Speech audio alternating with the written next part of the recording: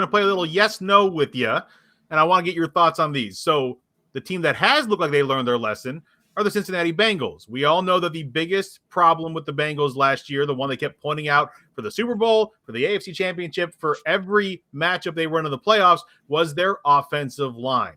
They are now reportedly signing Cowboys right tackle La'el Collins. He becomes the third starting caliber offensive lineman added by the Bengals this week, joining guard Alex Kappa from the Bucs and center Ted Karras from the Pats. So my question to you, yes or no, have the Bengals already done enough with these three signings that they could expect to possibly be back where they were this year playing in the Super Bowl?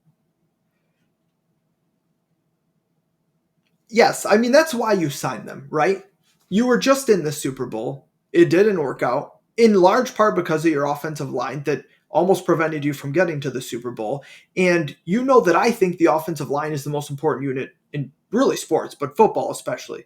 It's so important. And they didn't sit and be like, all right, maybe we'll try to get a guy in the draft. Maybe we'll see if we can get a low-key guy or two here and there. They're like, we're gonna completely address it in every possible way that we can and see if we can fix this thing. The problem is they were quite fortunate to get to the Super Bowl. They had a lot of things break their way. It is extremely hard to get back. Look at how many Super Bowl losers fall apart within a few years. Look, I mean, just go down the list from the Falcons. Hell, look at the Eagles. The Eagles won the Super Bowl and fell apart. I mean, it's so hard to maintain that level. You see the Pats, and the Pats maintain that level for 15 years, almost 20 years. Like, it's crazy. That's not the norm. It's very hard to maintain that level. So I think they've done everything they can to try to get back, and I applaud that. I haven't seen all the contracts, but if you're going to spend crazy money, the offensive line is a good place to do it. But it doesn't mean they're going to get back. They're doing the right things, but it's hard. In the AFC, have you looked at the AFC lately?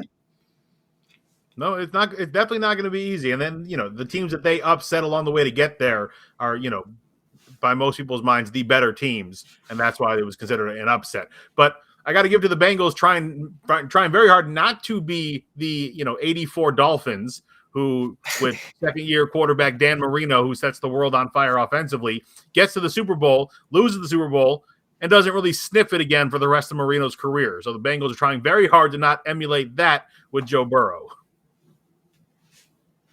And then another obstacle is now if Deshaun Watson is a difference maker in Cleveland, that's in division, right? Yep. If Pittsburgh finds a quarterback, they're going to be a problem. What you mean? They already got the quarterback. They got Mitch Trubisky.